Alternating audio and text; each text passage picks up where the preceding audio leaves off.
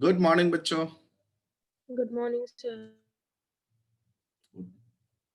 मैं technical problem की वजह से नहीं ज्वाइन हो पा रहा था। तुम लोग का हो गया था क्या? No sir. नहीं हो नो पा रहा सर। था।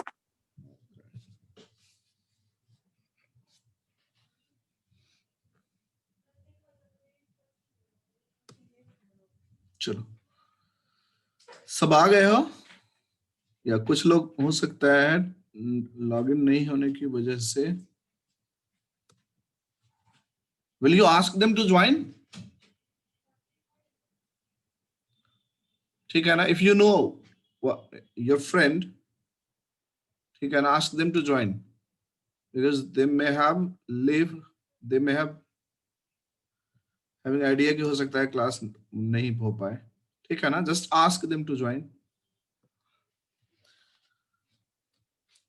आदि श्रीवास्तव नहीं आया है, ठीक है।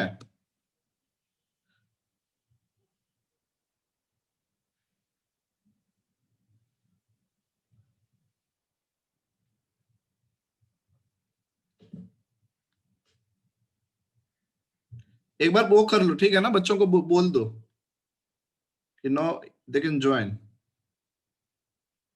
ठीक है।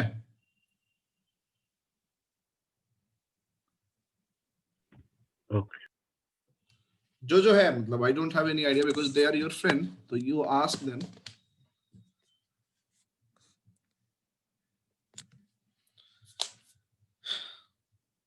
चलो, कोई डाउट भी है किसी को? Is there any doubt?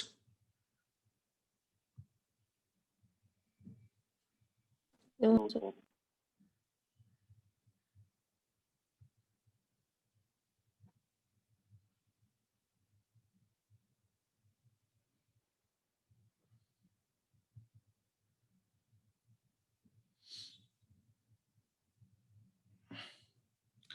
चलो, हमने लास्ट क्लास में हमने क्या क्या डिस्कस कर लिया था?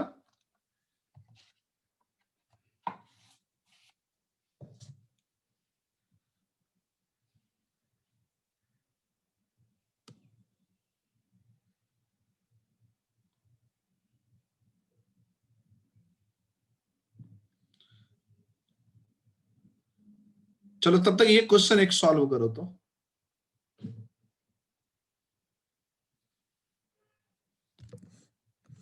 Is it visible?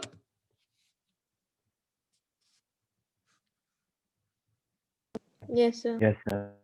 ठीक है ना? जैसे एजी एक्स का मतलब समझ सकते हो ना, X basically we call halide, halide को एक्स बोलते हैं, ठीक है ना। एक्स मतलब हो सकता है, it can be chlorine, fluorine, bromine, iodine, it can be anything.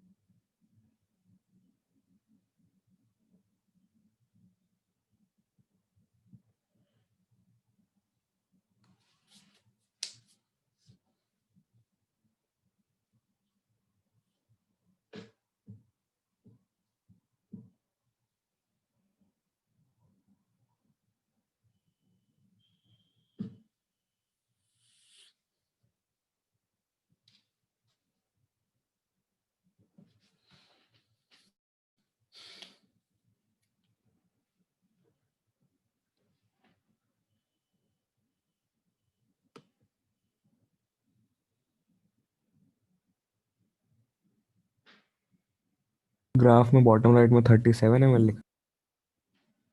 Yes, 37 millilitre. Q के Okay. नीचे जो है ना 37। यस। आदि आ गया, आदि श्रीवास्तव।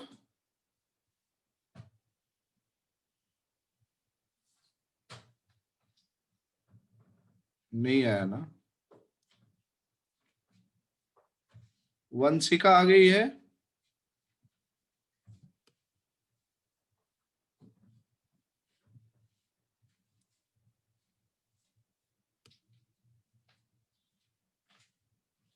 झलक आई है।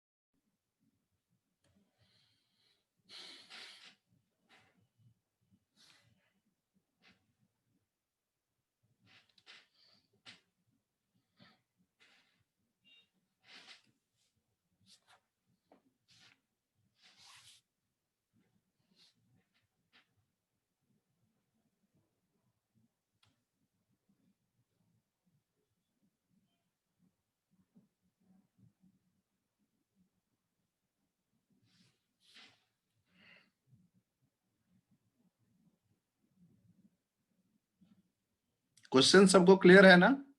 इज इट क्लियर ना?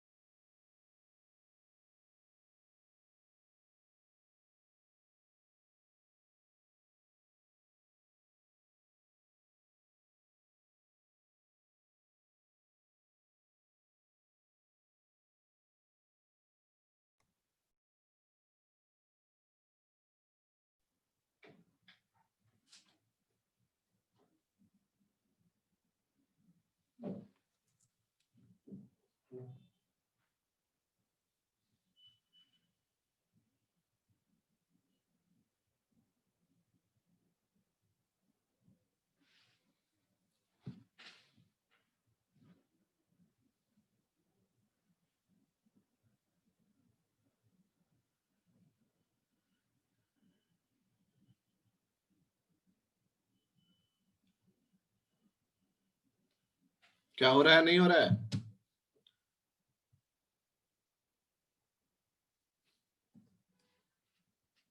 तो कैलकुलेशंस कर रहा हूँ।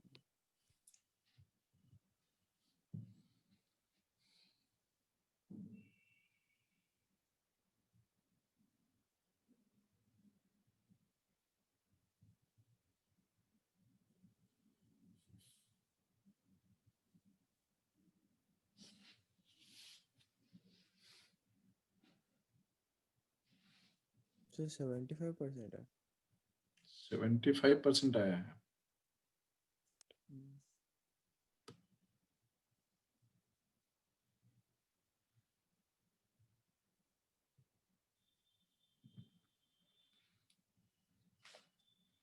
किसका? प्रत्युष का? Yes sir.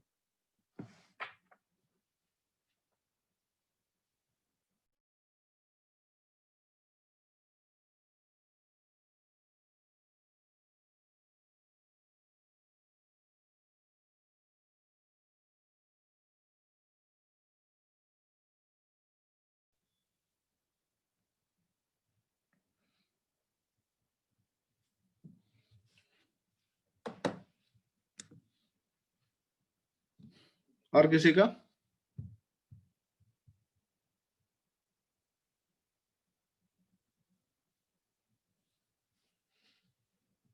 Aditya? No sir, अभी नहीं है।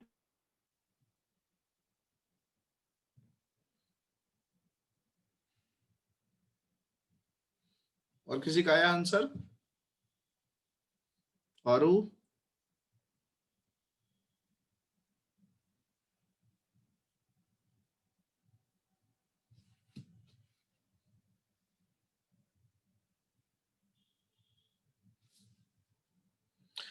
प्रत्युष कैसे किए हो? Just tell me, you tell me the process, answer sir बाद में।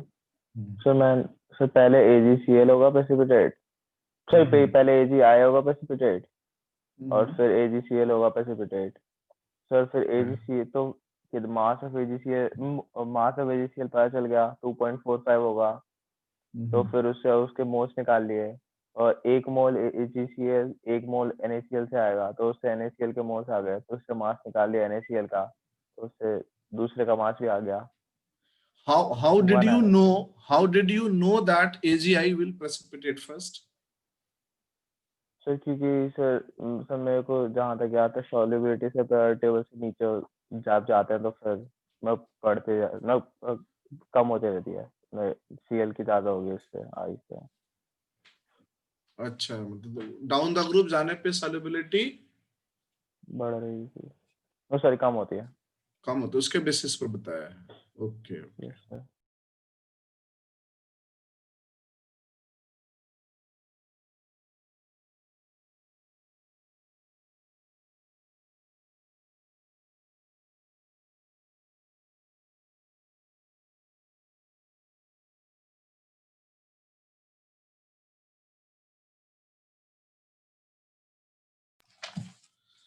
ओके, और किसी का?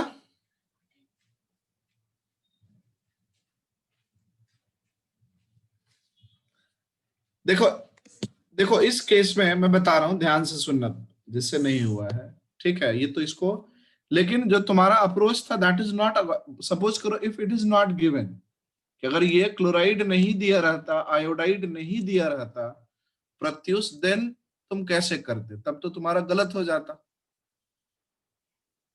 तब तो तुम नहीं कर पाते ना। Yes sir.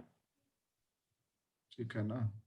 तुमने एक्चुअली मतलब सही मेथड से नहीं किया है, ठीक है ना? वो याद था, तुमने कर दिया है, but that is not the correct way. देखो इन दिस केस, मतलब all of you look carefully, थोड़ा मैथमेटिक्स जानते होगे कि इस केस में ये देखो, ये ग्राफ ऊपर की तरफ जा रहा है ना? और यहाँ P से Q जो है ग्राफ नीचे की तरफ जा रहा है। क्वेश्चन में क्या चीज दिया गया है? तो ऐसा क्वेश्चन हमने लास्ट क्लास में एक देखा भी था कि if we have taken NaCl, NaCl का मतलब Na plus and Cl minus, Mi2, तो Mi2 का मतलब हो गया Mi2 में इसमें आयोडाइड आयन है, I माइनस है, ठीक है। तो if we add AgNO3 from outside, तो AgNO3 को अगर बाहर से ऐड करोगे तो क्वेश्चन में लिखा गया है कि if AgNO3 was added gradually so that AgX are precipitated. AgX मैंने पहले ही बता दिया था कि X मींस Cl या I सब कुछ हो सकता है, Cl Br I कुछ भी हो सकता है। अब इसमें ये दिया गया है, इसमें लिख भी दिया गया है assuming halides precipitate successively। तो assuming halides precipitate successively का मतलब क्या हो गया कि पहले एक हेलाइड प्रेसिपिटेट करेगा, उसके बाद दूसरा हेलाइड का प्रेसिपिटेशन होगा। मींस दोनों हेलाइड का एक साथ प्रेसिपिटेशन नहीं होगा, तो दोनों में से कोई एक पहले करेगा, दूसरा बाद में करेगा। तो इसका मतलब रिएक्शन अगर लिखोगे तो reaction would be like this कि सपोज अगर NaCl पहले प्रेसिपिटेट हो रहा है, तो अगर NaCl पहले प्रेसिपिटेट होगा तो AgCl प्लस NaNO3 ये आ जाएगा। और अगर बाद में Mi2 मतलब I माइनस का प्रेसिपिटेशन हो रहा है, तो अगर बाद में I माइनस का जब भी जिसका भी प्रेसिपिटेट हो, एक के बाद दूसरा रिएक्शन होगा AgI plus MnO3 whole twice. क्योंकि यहाँ पे नाइट्रेट जो है, नाइट्रेट Ag प्लस है, नाइट्रेट माइनस होगा, और यहाँ पे I पे माइनस चार्ज है, तो ऑब्वियसली M जो है इस पे +2 चार्ज होगा, तभी वो I माइनस को I माइनस को न्यूट्रलाइज कर रहा हो। तो इसलिए हमने नाइट्रेट की जगह पे क्या लिख दिया है, तो नाइट्रेट की जगह पे M नाइट्रेट को NO3 होल ट्वाइस कर दिया है।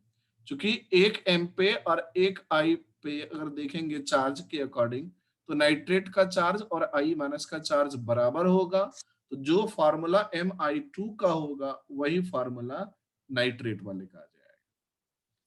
तो अब यहाँ पे देखो क्वेश्चन में ये दिया, इसको बैलेंस कर सकते हो, तो बैलेंस करोगे तो ये आ जाएगा और ये आ जाएगा, दैट्स इट। क्वेश्चन में क्या है कि या तो ये पहला रिएक्शन पहले होगा फिर दूसरा रिएक्शन होगा, या दूसरा रिएक्शन पूरा हो जाने के बाद फिर पहला रिएक्शन होगा। ये कहने का मतलब है assuming halides precipitate successively, मतलब हेलाइड का प्रेसिपिटेशन एक के बाद दूसरा होगा। मतलब अगर AgCl पहले होगा तो AgCl पूरा हो जाएगा, उसके बाद AgI होगा, और अगर AgI पहले होगा तो AgI पहले पूरा प्रेसिपिटेट कर जाएगा, then only AgCl will get precipitated, उसके बाद AgCl का प्रेसिपिटेशन होगा। तो अब हमें ये क्वेश्चन में देखना है कि which AgX will precipitate first, AgCl और AgI दोनों में से कौन सा पहले प्रेसिपिटेट करेगा। तो इस केस में देखो कि इधर जो है, इधर जो हमने नीचे वाले x एक्सिस पे लिया है, तो we have taken AgNO3 which is added from outside, और इधर जो हम लोग ले रहे हैं तो ये है प्रेसिपिटेट का मास जो हमें ऑब्टेन्ड होगा। मतलब प्रेसिपिटेट या तो AgCl हो या AgI हो, इसका प्रेसिपिटेट का जो मास ऑब्टेन्ड होगा that we are taking on y axis पे, हम लोग उसको ले रहे हैं। तो अब ध्यान से देखो कि अगर तुम यहाँ पे 20 मिलीलीटर ऐड किए हो, तो 20 मिलीलीटर ऐड करने पे Ag जो प्रेसिपिटेट होगा, जो भी हेलाइड प्रेसिपिटेट होगा, वो 4.8 ग्राम प्रेसिपिटेट होगा, ठीक है। और अगर यहां से 17 मिलीलीटर ऐड किए हो तो इसके बाद ये उससे नीचे चला जाएगा, ऊपर कम जाता है। मतलब वेट ऑफ प्रेसिपिटेट अगर ऊपर जाएंगे, if we are going up in the graph, तो means the weight of precipitate will be more. और अगर इधर हम लोग जाएंगे, राइट हैंड साइड में जाएंगे, तो इसका मतलब हो जाएगा कि amount of AgNO3 added is more. Is it clear? बात समझ रहे हो ना? If you are going up in the graph, तो अप जाने का मतलब mass of precipitate would be more, and if we are going right in the graph, तो it means amount of AgNO3 added is more. Clear है? Yes, sir. ठीक है प्रत्युष, अब बता सकते हो कि तुम कैसे सोचोगे इसको, या कोई Yes, और sir. बता सकते हो? कोई और बता सकते हो? कैसे सोचेंगे प्रत्युष, बताओ। सर AgCl का मास AgI से कम होगा तो वो बाद में प्रेसिपिटेट होगा और AgI पहले हो जाएगा क्योंकि बात उसका समझ स्लोप गया है ना, पहले ज्यादा था। बात बिल्कुल बिल्कुल सही, बात समझ गया है ना, ठीक है ना। तो ये चीज वो तो हो गया, जो तुमने बताया वो मतलब रट्टा वाला चीज हो गया, याद है, ठीक है ना। लेकिन हमें एक्चुअली क्या होता है ना, किसी भी अच्छे एग्जाम में तो याद से ज्यादा क्या होता है ना, माइंड से वो लोग एनालाइज करते हैं कि how do you think, what do you think, that is more important. देखो तो यहाँ पे कह सकते हैं कि जैसे इसने बोला, बिल्कुल सही बोला कि हाउ डू वी नो कि AgCl और AgI में से कौन ज्यादा, मतलब कौन पहले प्रेसिपिटेट करेगा। तो you see the molecular weight of AgCl, तो मॉलिक्यूलर वेट ऑफ AgCl कितना हो जाएगा, 143.5, मतलब Ag का 108, क्लोरीन का 35.5। And if you take molecular weight of AgI, तो AgI का मॉलिक्यूलर वेट कितना आ जाएगा, तो Ag का 108 और I का 127 हो जाएगा, तो ये आ जाएगा 235 आ जाएगा। तो इसका मतलब मॉलिक्यूलर वेट का मतलब हो गया वेट ऑफ 1 मोल, और इसका भी हो गया वेट ऑफ 1 मोल। तो देख सकते हो कि वैसे भी जानते होगे कि as we move down the group weight बढ़ता है, तो आई का वेट क्लोरीन से ज्यादा होगा। तो इसका मतलब AgCl को और AgI को देखोगे, the weight of AgI would be more than the weight of AgCl। तो इसका मतलब ये हो गया कि अगर हम वॉल्यूम मतलब अमाउंट ऑफ AgNO3 ऐड करेंगे, तो पहले P तक जो जाएगा, P तक ज्यादा अमाउंट प्रेसिपिटेट कर रहा है, और P तक ज्यादा अमाउंट प्रेसिपिटेट करेगा, उसके बाद ये ग्राफ नीचे की तरफ ज्यादा जा रहा है, राइट की तरफ ज्यादा जा रहा है, ऊपर की तरफ कम जा रहा है।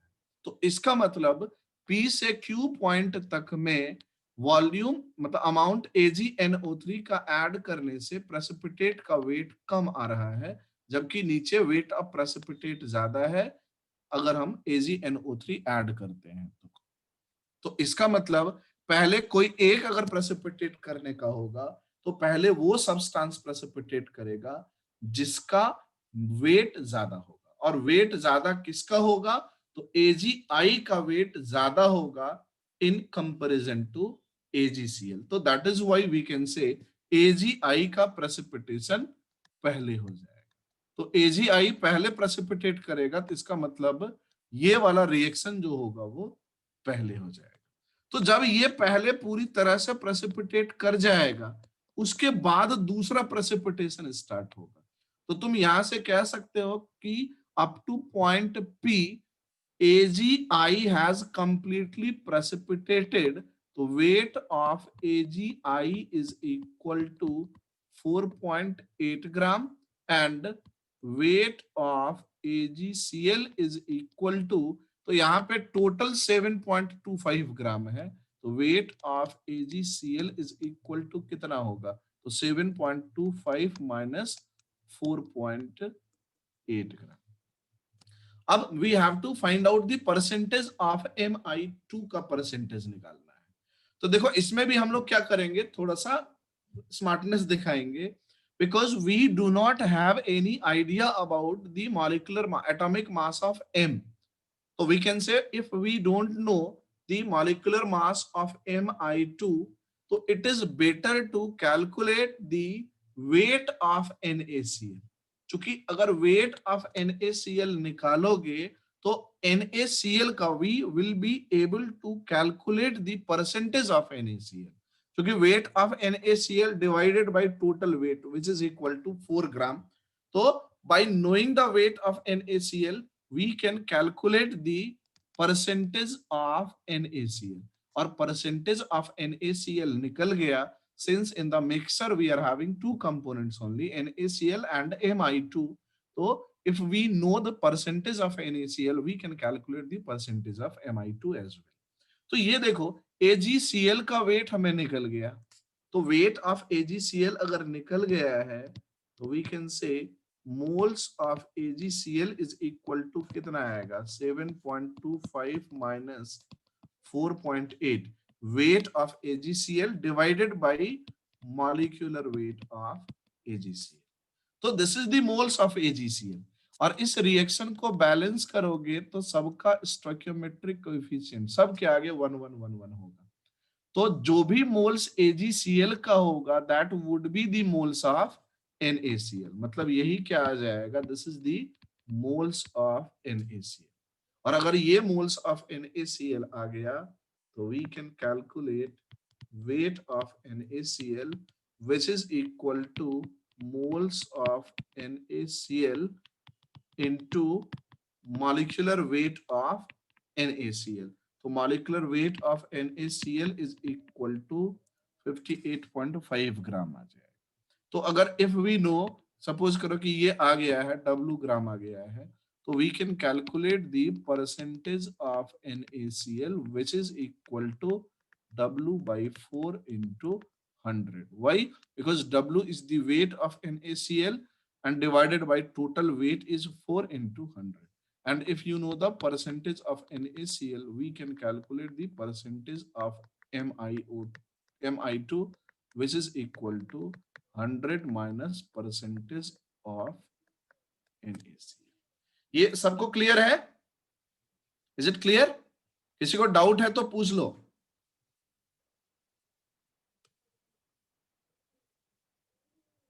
बच्चे सबको क्लियर है? No, sir. Atharva yes sir. Clear है ना? यस नहीं, if you have any doubt ask me, ठीक, otherwise I won't be able to understand, ठीक है ना? नहीं समझ पाएंगे, ठीक है ना, कि कहां प्रॉब्लम आ रहा है। ओके चलो ठीक है, ठीक है ना। सबको मैं सबसे ये बार बार बोल रहा हूं कि if you face any problem बता दो, मैं समझा दूंगा, ठीक है ना, ठीक है ना। तो जैसे मैं अभी 10th क्लास के मतलब ये समझ के पढ़ा रहा हूं कि you have almost completed all your 10th और 9th को तुमने प्रॉपरली अच्छे तरीके से कर लिया है, ठीक है ना। नहीं अगर समझ में आ रहा तो इसका मतलब I have to go to कि 9th क्लास में भी तुमने ठीक से नहीं पढ़ाया है, तो फिर मैं उसके बेसिस पर पढ़ाऊंगा। तो you have to share your emotion with me. चलो अब आते हैं, हमने कंसंट्रेशन वाले टर्म्स में क्या क्या देख लिया था। तो हमने कंसंट्रेशन वाले टर्म्स में जो देखा था, ठीक है ना, मोलारिटी, परसेंटेज बाय मास, ग्राम पर litre, percentage mass by volume, mole fraction हमने देखा था। देखो इसके बाद एक दो और टर्म आते हैं, ठीक है ना, जो कि हम लोग अभी नहीं देखते हैं। एक आता है नॉर्मेलिटी, आता है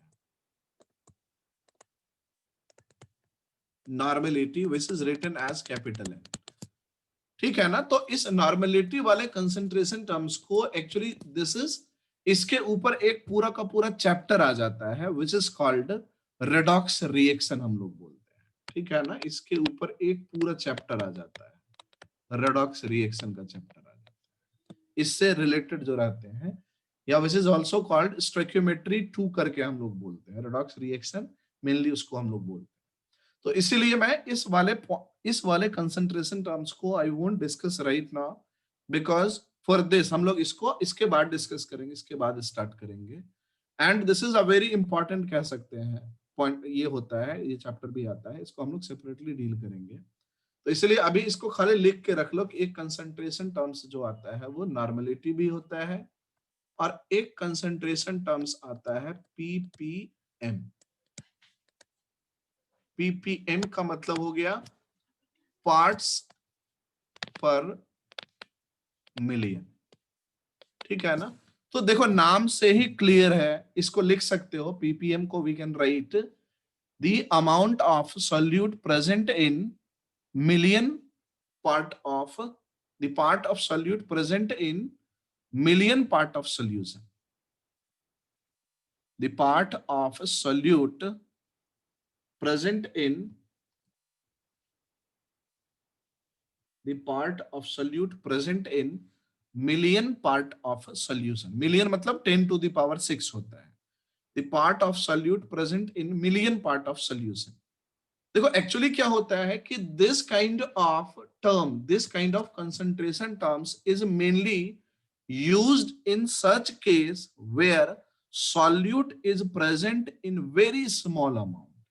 ठीक है ना, जैसे कोई टॉक्सिक गैसेस होते हैं एटमॉस्फेयर में, ठीक है, तो उस तरह के टॉक्सिक गैसेस, पॉइजनस गैसेस जो होते हैं, या फिर कोई भी ऐसा चीज जो कि बहुत कम अमाउंट में रहना चाहिए, उसके लिए for that kind of substance we use this kind of concentration terms. तो that means 10 to the power 6 part अगर सॉल्यूशन का लिया है, उसमें कितने पार्ट सॉल्यूट के रहेंगे, that is called PPM, parts per million उसको बोलेंगे। तो यहाँ पे सॉल्यूट के जगह पे we can use solvent as well, because अगर सॉल्यूट बहुत कम रहेगा तो वी कैन एज्यूम सॉल्वेंट का amount is approximately equal to solution के अमाउंट के बराबर आ जाएगा। तो हम लोग ये मान सकते हैं, तो इसका मतलब इसको तुम ऐसे भी बोल सकते हो कि अमाउंट ऑफ या part of solute present in 10 to the power 6 part of solvent बोल सकते हो, because since solute is present in very small amount, we can take the amount of solvent is equal to the amount of solution। तो इसका मतलब normally इस चीज को जो हम लोग लिखते हैं, तो जनरली इट इज रिटन, जो पार्ट्स लिखा जाता है तो normally it is written in terms of gram के टर्म्स में लिखा जाता है। तो मतलब अगर हम लोग ये बोलेंगे कि किसी 10 to the power 6 gram solvent अगर हमने लिया है, ठीक है ना, and it contains, if 10 to the power 6 gram of solvent contains x gram of solute, तो उसका जो कंसंट्रेशन होगा, concentration of such solution is equal to x ppm। हम लोग मतलब x gram solute is present in 10 to the power 6 gram of solvent. तो solvent या solution भी लिख सकते हैं, because here solvent is present in very large amount. तो this is how we define the concentration of solution in terms of parts per million ppm। यहाँ पे खाली एक चीज और ध्यान रखना कि it may be taken in terms of mole also, may be, but if it is taken in terms of mole it would be given to you। मतलब तुम्हें दे दिया जाएगा कि ppm by considering the mole। अगर if it is not given, if nothing is given, we assume ppm in terms of amount, हम लोग ग्राम के terms में ले लेते हैं, उसके इतने ग्राम कितने ग्राम्स में प्रेजेंट रहेंगे, ठीक है ना।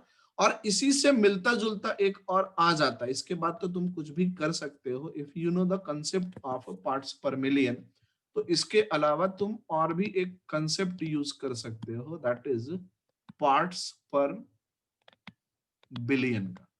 तो मिलियन और बिलियन में, million is 10 to the power 6 and billion is 10 to the power 9 होता है। तो मिलियन और बिलियन में यही डिफरेंस होता है।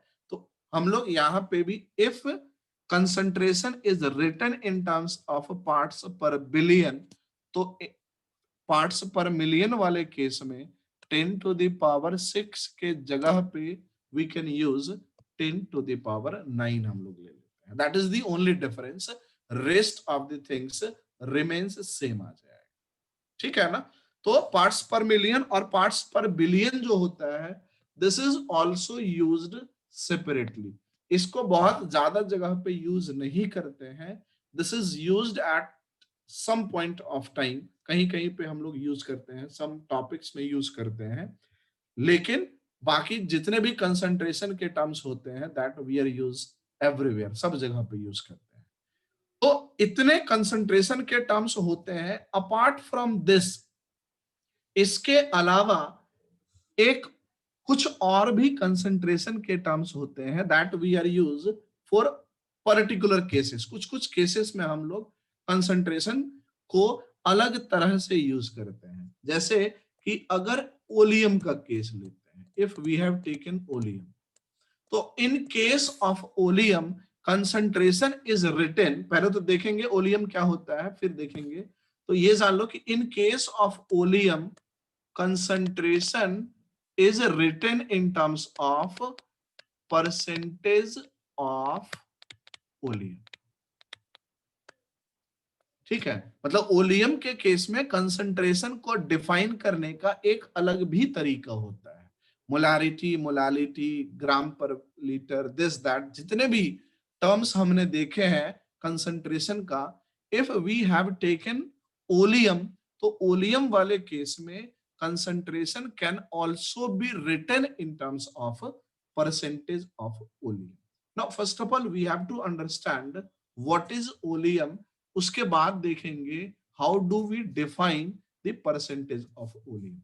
तो देखो oleum जो होता है, तो oleum is basically is a mixture of, it is a mixture of H2SO4 and SO3. Oleum is a mixture of H2SO4 and SO3. You will see later on, this is also written as H2S2, मतलब H2 है, S1 यहाँ पे है, S1 यहाँ पे, तो H2 आ गया। Oxygen 4 plus 3 is equal to 7. तो oleum can also be written as H2S2O7, or this is written as a mixture of H2SO4 and SO3. So we call the mixture of H2SO4 and SO3 as the oleum, इसको बोलेंगे, या oleum is also called H2S2O7, इसको भी हम लोग oleum बोलते हैं। तो बेसिकली देखोगे कि ओलियम, अगर हमारे पास किसी ओलियम का बोतल रहेगा, ठीक है ना, तो ओलियम का बोतल रहेगा, तो जैसे मान लो कि कोई HCl का सोल्यूशन है और HCl का बोतल तुम्हारे पास लैब में रखा हुआ है, और लैब में जब रखा हुआ रहेगा तो वहां पे देखोगे लेबलिंग किया हुआ रहता है, उसके उस पे लेबलिंग किया हुआ रहता है। लैब में जाओगे तो वो पूछेगा कि किस लेवल का चाहिए HCl का, तो वहां पे लिखा रहेगा 0.1 मोलर, ठीक है ना। तो basically this is called labelling. हम लोग जो करते हैं, तो labelling is done on the basis of the concentration of that particular compound, उसके कंसंट्रेशन के अकॉर्डिंग उसको लेबलिंग किया जाता है। अगर मोलालिटी के टर्म्स में किया जाएगा तो वहां पे लिख दिया जाएगा एक्स मोलल है, ऐसे करके लिख दिया जाएगा। तो जब भी लैब में कोई भी बोतल किसी भी चीज का रखा जाता है, तो it is always placed such that उस पर लेबलिंग कर दिया जाता है, और लेबलिंग जो किया जाता है उस पे उसका कंसंट्रेशन का टर्म्स लिखा जाता है। तो सिमिलरली अगर हमारे पास ओलियम रहेगा, if we are having the oleum बोतल, तो उसमें देखोगे कि उसका जो लेबलिंग किया हुआ रहेगा, तो ओलियम का लेबलिंग दूसरे तरीके से किया रहता है। The oleum concentration is not written in terms of molarity, molality, ये किसी दूसरे फॉर्म्स में लिखा हुआ रहेगा। वहां पे ऐसे लिखा रहेगा 109%, ठीक है ना, या 110%, ऐसे करके लेबलिंग किया हुआ रहेगा, या 112%, 105%, लाइक दैट। मीन्स ओलियम का concentration, this is always written in terms of percentage, percentage के फॉर्म में लिखा हुआ रहेगा कि ओलियम के बोतल में जितना भी परसेंटेज रहेगा, that percentage defines the concentration of that particular oleum. तो अब ये पहला क्वेश्चन था, व्हाट इज ओलियम। तो oleum is the mixture of H2SO4 and SO3, ठीक है ना, या this is also written as H2S2O7। दूसरा चीज ये है कि what is this percentage of oleum, तो this is the concentration, that is the way to express the concentration of oleum. तो ओलियम के कंसंट्रेशन को it is written in terms of percentage of oleum.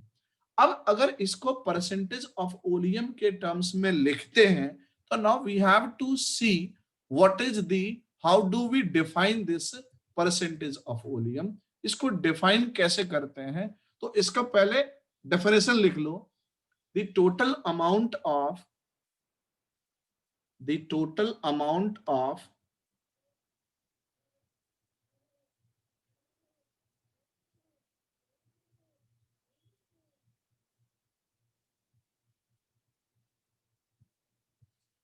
the total amount of H2SO4 obtained, the total amount of H2SO4 obtained, the total amount of H2SO4 obtained, the total amount of H2SO4 obtained, the total amount of H2SO4 obtained due to the addition of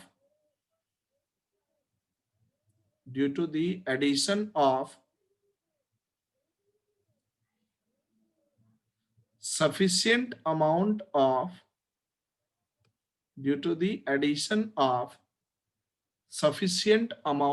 water, due to the addition of sufficient amount of water into 100 amount of oleum mixture, due to the addition of sufficient amount of water in 100 amount of oleum mixture, due to the addition of sufficient amount of water into 100 amount of oleum mixture. ठीक है, देखो यहां पे हमने क्या बताया कि how do we define the percentage of oleum. तो हम लोग ये बोलेंगे कि if we have taken oleum mixer, मतलब ओलियम का मतलब SO3 और H2SO4 का मिक्सर लिया है। सपोज इसमें हमने 100 ग्राम इसका मिक्सर लिया है, 100 ग्राम ऑफ मिक्सर लिया है। तो if we have taken 100 gram of the mixer of this oleum, oleum के मिक्सर का अगर 100 ग्राम लिया है और इसमें हमने वाटर ऐड किया है, सफिशिएंट अमाउंट ऑफ वाटर, तो वाटर के सफिशिएंट अमाउंट ऐड करने के बाद जो total amount of H2SO4 obtained होगा, total weight of H2SO4 obtained जो भी होगा, that is called percentage of oleum. उसी चीज को हम लोग बताएंगे। Is it clear? ये समझ में आ गया how do we define percentage of oleum?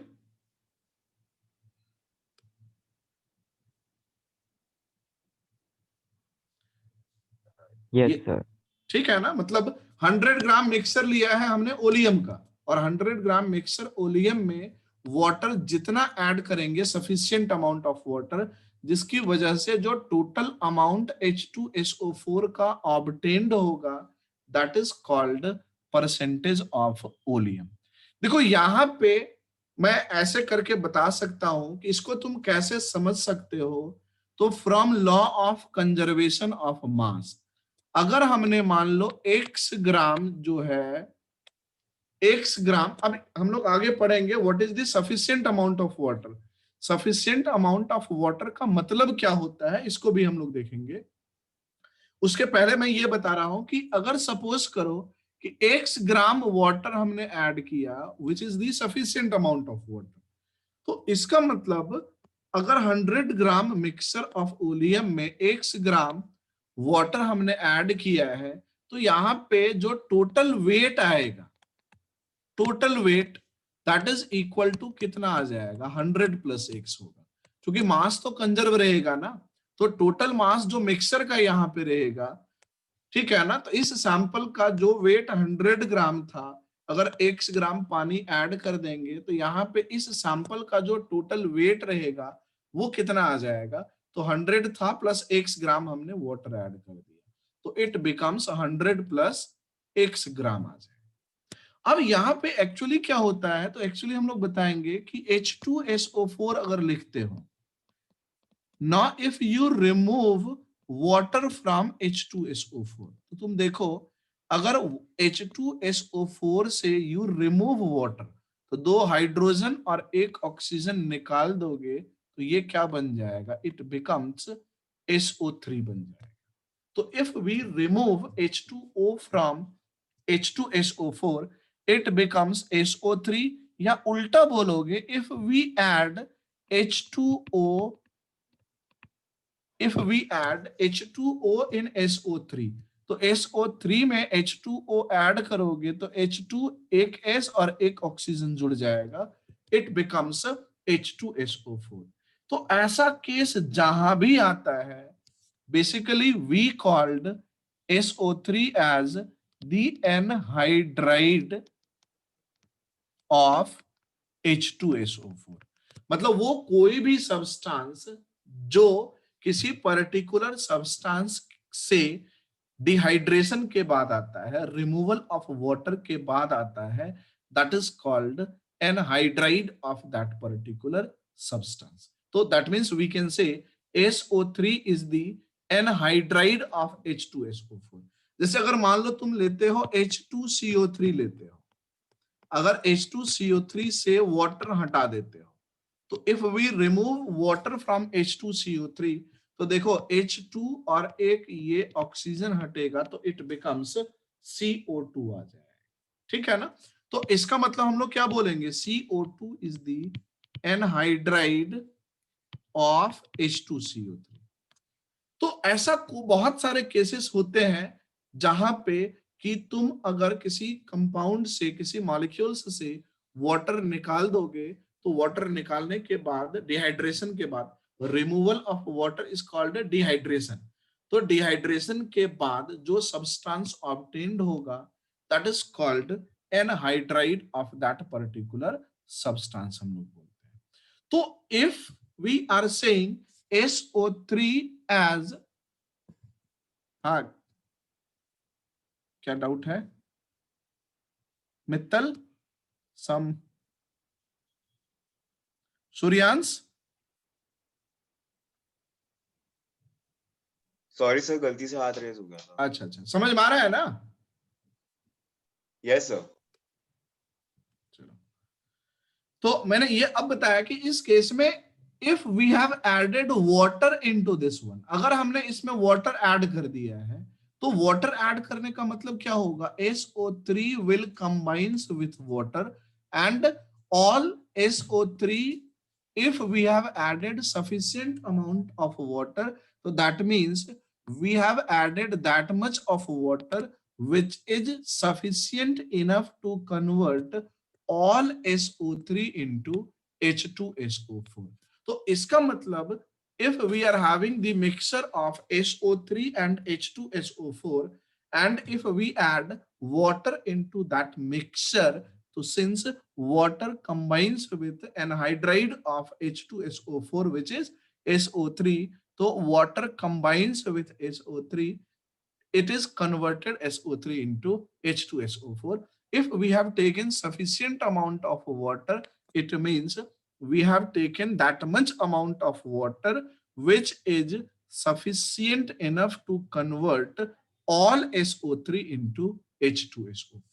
तो इसका मतलब ये हो गया कि अगर हम प्रोडक्ट में देखेंगे तो यहाँ पे क्या रहेगा, सिर्फ H2SO4 रहेगा, ओनली H2SO4 रहेगा। If in the mixture we are having SO3 and H2SO4, अगर दोनों है और हमने सफिशिएंट वाटर ऐड किया है, तो सफिशिएंट वाटर ऐड करने का मतलब आ जाएगा कि हमने उतना ही वाटर ऐड किया है जिस वाटर के ऐड होने से SO3 पूरी तरह से खत्म हो जाएगा, और SO3 अगर पूरी तरह से खत्म हो जाएगा, कंज्यूम्ड हो जाएगा, तो इनिशियल मिक्सचर में जो SO3 था that is completely converted into H2SO4। तो in the final solution we are having only H2SO4।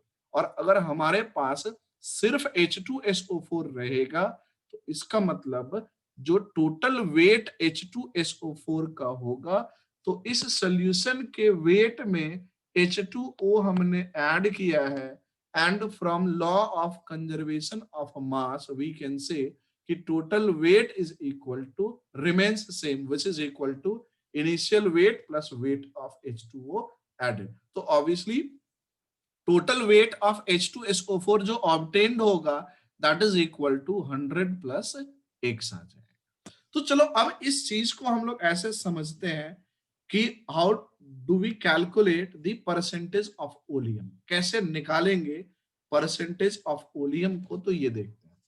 तो जैसे कि suppose we have taken a mixture of SO3 and H2SO4, let us assume, let weight of SO3 is equal to x ग्राम है। तो if weight of SO3 is equal to x ग्राम है, तो since we have taken 100 gram of oleum sample, so if we have taken 100 gram of oleum sample and in that sample if weight of SO3 is equal to x, so we can say weight of H2SO4 is equal to 100 minus x ग्राम आ जाएगा।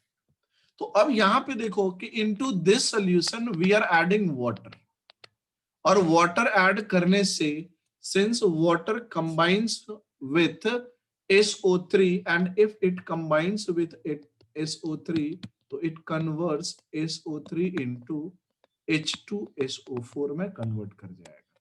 तो इसका मतलब here we are having only H2SO4 और हमें यहाँ पे total weight of H2SO4 निकालना है। तो दैट इज इक्वल टू क्या होगा, तो total weight of H2SO4 is equal to weight of H2SO4 जो इनिशियली प्रेजेंट है।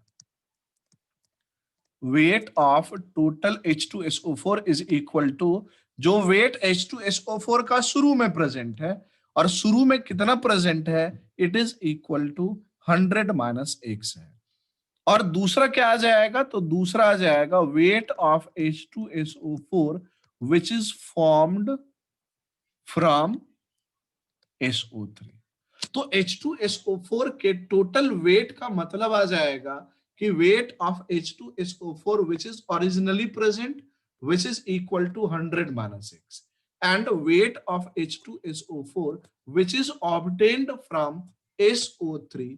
SO3 से H2SO4 कितना ऑब्टेन्ड होगा, दोनों को मिला के देखेंगे तो that will give you the total amount of H2SO4। अब जैसे कि suppose weight of SO3 is equal to x है, तो यहां से हम लोग कह सकते हैं moles of SO3 is equal to कितना आ जाएगा, तो moles of SO3 is equal to, mole is equal to weight of SO3 divided by molecular weight of SO3। तो SO3 का मॉलिक्यूलर वेट होगा 32 is the sulphur atomic weight and 16 into 3 oxygen का आ जाएगा। तो 48 plus 32 is equal to 80 आ जाएगा। तो that means if we have taken x upon 80 moles of SO3 तो इसका 1 मोल इसके 1 मोल से रिएक्ट कर रहा है, तो इसका x upon 80 mole will react with x upon 80 moles of water and it produces x upon 80 moles of H2SO4। क्योंकि सबके आगे A111 यहाँ पे मोल है, सबका 1:1:1 जब बैलेंस करोगे तो यहां से हमें ये पता चल गया कि मोल ऑफ H2SO4 ऑब्टेन्ड कहां से, तो moles of H2SO4 obtained from SO3 is equal to x upon 80 आ जाएगा। But we have to see weight of H2SO4 obtained from SO3 जो हम यहाँ पे निकालना चाहते थे। तो weight of H2SO4 obtained from SO3 is equal to mole into molecular weight of H2SO4 which is equal to 98, इतना ग्राम आ जाएगा। तो अब कह सकते हैं कि W total जो H2SO4 का होगा in the final solution which is obtained is equal to weight of H2SO4 which is initially present जो 100 minus x ग्राम है, plus weight of H2SO4 obtained from SO3 which is equal to 98x upon 80 आ जाएगा। तो इस दोनों को add करोगे तो क्या आ जाएगा, 100 plus 18x upon 80 आ जाएगा। ठीक है ना। तो that means the weight of total H2SO4 obtained is equal to this one, ये है। तो इसी को हम लोग क्या बोलेंगे, the total amount of H2SO4 obtained 100 gram of oleum से is called percentage of oleum. तो percentage of oleum is equal to क्या आ जाएगा, 100 प्लस 18x अपॉन 80 आ जाएगा।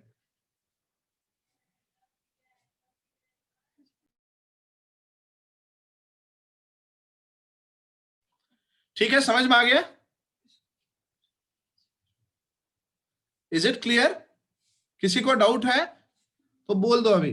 How do we calculate? ये एक्चुअली ऐसा चीज होगा मेरे ख्याल से ये 9th 10th के सिलेबस में नहीं है, इसलिए मैं पूछ रहा हूं। This is in class 11th और हायर क्लास में, इसलिए मैं पूछ रहा हूं कि is it clear to all of you? Yes, sir. ठीक है, किसी को डाउट नहीं है बच्चे?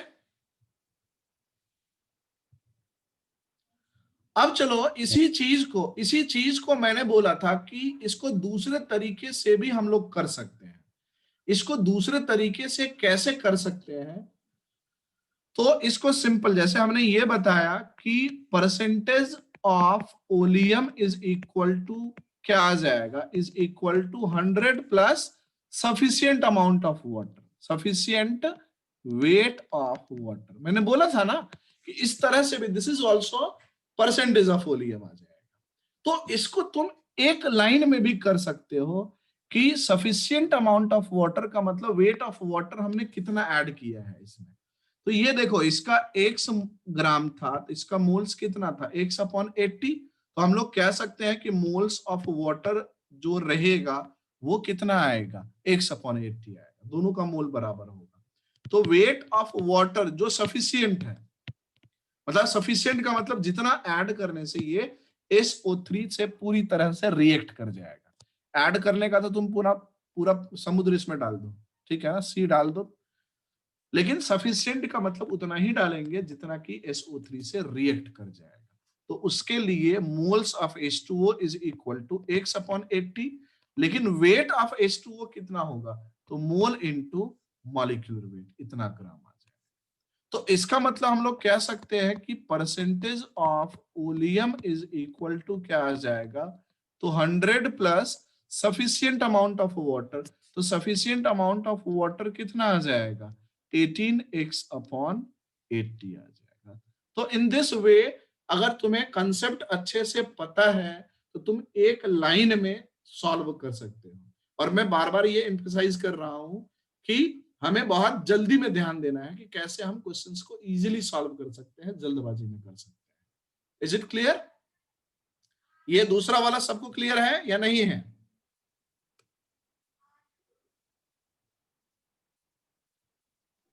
Yes, sir.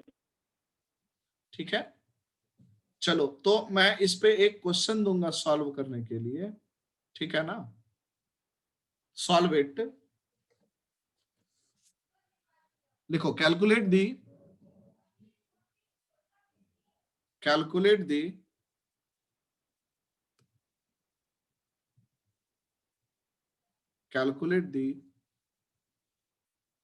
percentage composition of both SO3 and H2SO4.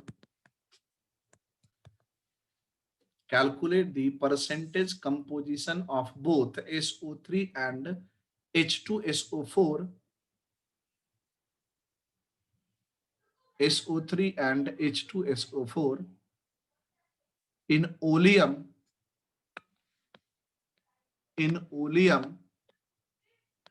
which is labeled as 109%, which is labeled as 109%.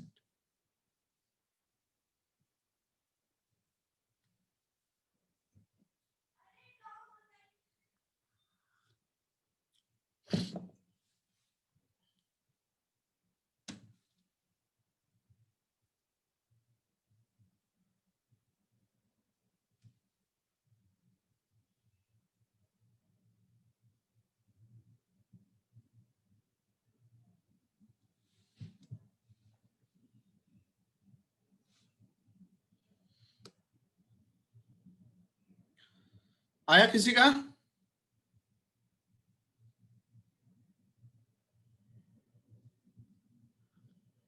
तो परसेंटेज बाय मास निकालना। हाँ, परसेंटेज बाय मास। ऑब्वियसली जब भी ऐसा रहे तो हम लोग उसका मास ही निकालेंगे इसमें।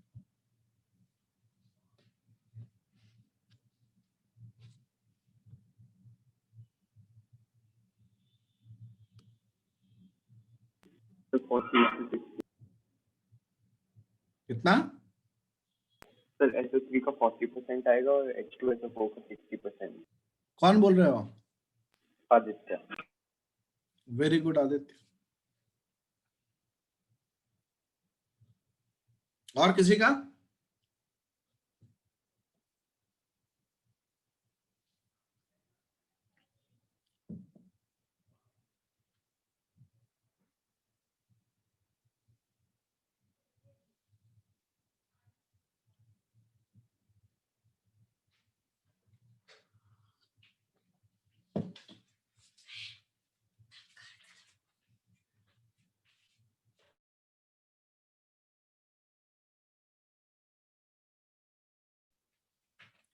और किसी का?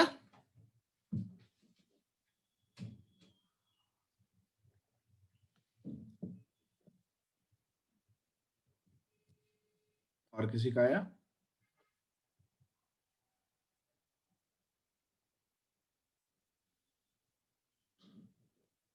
नहीं।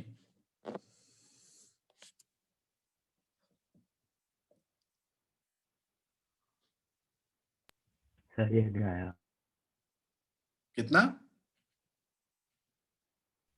सर ये वाला नहीं आया। अच्छा, चलो मैं बता रहा हूं, ठीक है ना। देखो जैसे दिया है 109% ओलियम है, तो इसका मतलब, इसको देखो, मतलब एक तो मैं बाद में बता दूंगा, तुरंत सॉल्व करने कैसे सॉल्व करते हैं। तो if we are having 109% oleum, इसका मतलब क्या हो गया कि 100 ग्राम ओलियम का मिक्सचर लिया होगा, SO3 H2SO4 का मिक्सचर लिया होगा, और उसमें वाटर ऐड करने से जो टोटल H2SO4 का वेट होगा, total weight, that is equal to 109 gram होगा। इसका यही मतलब है ना। ये तो सबको क्लियर है। अब इसमें जैसे मैंने बता दिया है कि मान लेते हैं कि इसका x ग्राम है, तो अगर ये x है तो ये कितना आ जाएगा, 100 माइनस x ग्राम होगा, यही होगा।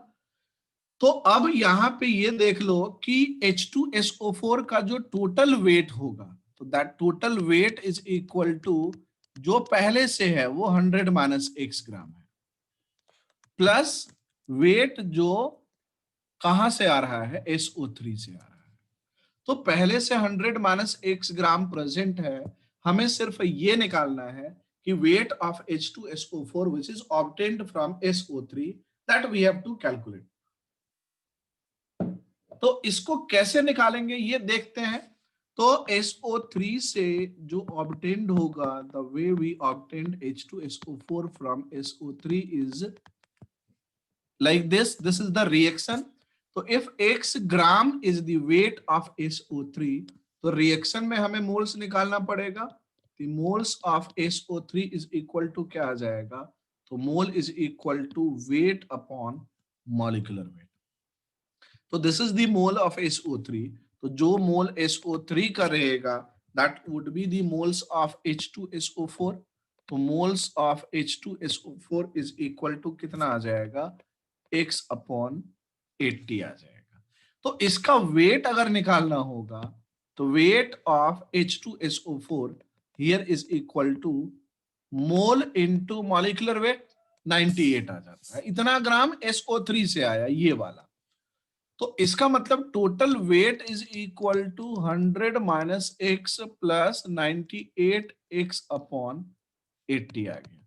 इसको सिंप्लीफाई करोगे तो ये आ जाएगा 98x माइनस 80x अपॉन 80। तो this is equal to 100 plus 18x upon 80 आ जाएगा। अब क्वेश्चन में ये दिया है कि this total weight is equal to 109। तो 109 इज इक्वल टू कितना हो जाएगा, ये टोटल वेट हमने निकाला था डेफिनेशन से। तो this is equal to 109 is equal to 100 plus 18x/80। तो यहां से क्या हो जाएगा, 9 इज इक्वल टू 18x/80। तो x इज इक्वल टू कितना आ जाएगा, 40 ग्राम। तो x इज इक्वल टू 40 ग्राम हो गया। तो इसका मतलब वेट ऑफ SO3 कितना हो गया, 40 ग्राम, और SO3 40 ग्राम है, तो H2SO4 कितना आ जाएगा, 60 ग्राम। क्लियर है सबको? Yes, sir. ठीक है, देखो इसको जैसे मैंने बोला कि इसको तुम कैसे क्विकली सॉल्व कर सकते हो, इतना लेंदी नहीं लिखेंगे, उसके बिना कैसे कर सकते हैं।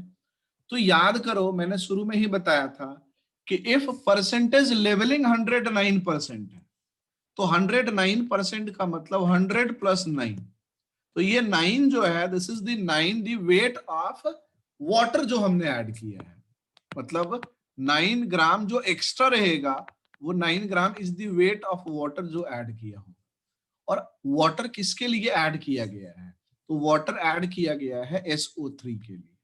तो इसका मतलब SO3 वाटर से रिएक्ट कर रहा है, तो SO3 से वाटर रिएक्ट करने के लिए कितना चाहिए, 9 ग्राम चाहिए।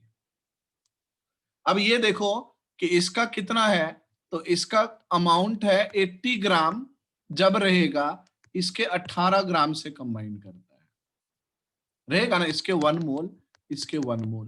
तो 18 ग्राम वाटर SO3 के 80 ग्राम से कंबाइन करेगा। अगर 9 ग्राम हमने H2O लिया है, तो SO3 के कितने ग्राम होंगे, 40 ग्राम।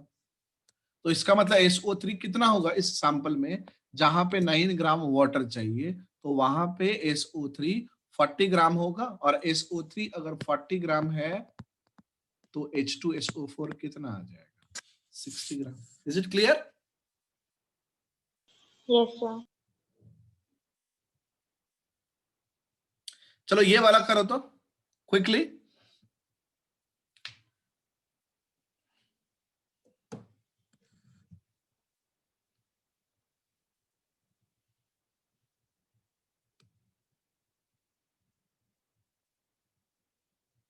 सर 80%। Very good.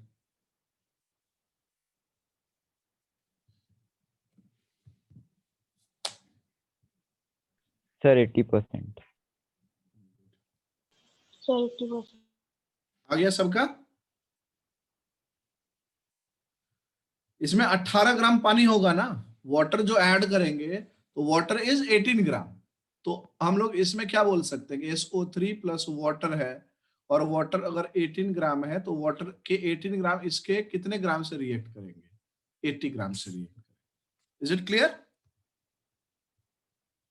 डायरेक्ट निकाल सकते हैं। सबको समझ में आ गया या किसी को डाउट है?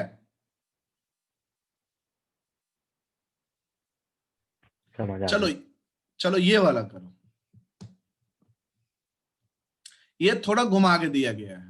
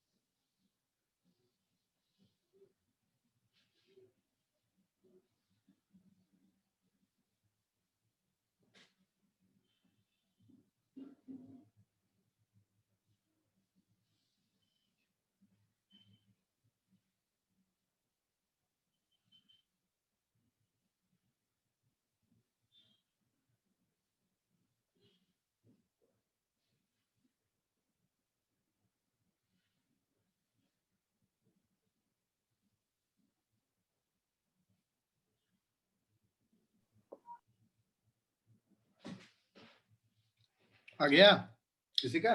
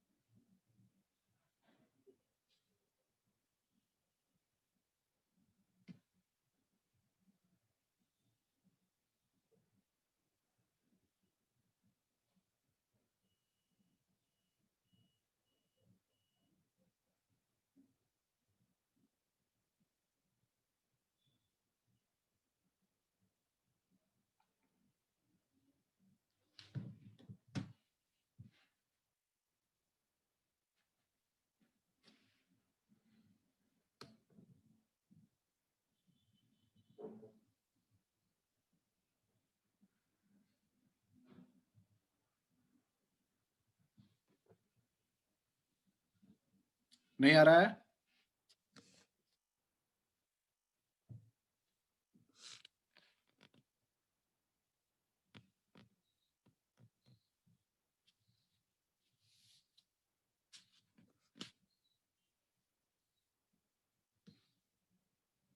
देखो मैं बता देता हूं, तुम लोग ट्राई करना, ठीक है ना?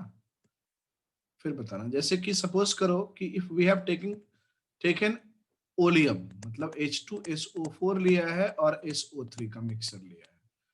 अगर इसका x ग्राम है तो इसका अमाउंट कितना होगा? 0.5 minus x gram, because the total weight is 0.5 ग्राम। अब इसको वाटर से डाइल्यूट किया गया है, तो वाटर से डाइल्यूट करोगे तो that means you are getting only H2SO4। This solution जो डाइल्यूटेड सॉल्यूशन है, इसका रिएक्शन किससे करा रहे हैं? NaOH से। तो NaOH H2SO4 से रिएक्शन करेगा। तो NaOH H2SO4 से कैसे रिएक्शन करेगा? तो NaOH प्लस H2SO4 रिएक्शन शायद जानते होगे, नहीं जानते हो तो ये जान लो, ये आ जाएगा, बैलेंस करोगे तो इसमें दिया है कि NaOH जो हमें चाहिए, तो NaOH जिसकी मोलैरिटी कितनी है 0.4, उसका वॉल्यूम कितना चाहिए 26.7 मिलीलीटर, यानी कि 26.7 इंटू 10⁻⁻⁻, इतना लीटर चाहिए। तो मोलैरिटी दिया है, वॉल्यूम दिया है, तो मोल ऑफ NaOH कितना चाहिए? तो हम लोग जानते हैं कि molarity is equal to mole upon volume in litre होता है। तो इसका मतलब mole is equal to molarity into volume in litre आ जाएगा। तो moles of NaOH is equal to molarity of NaOH into volume of NaOH in litre आ जाएगा।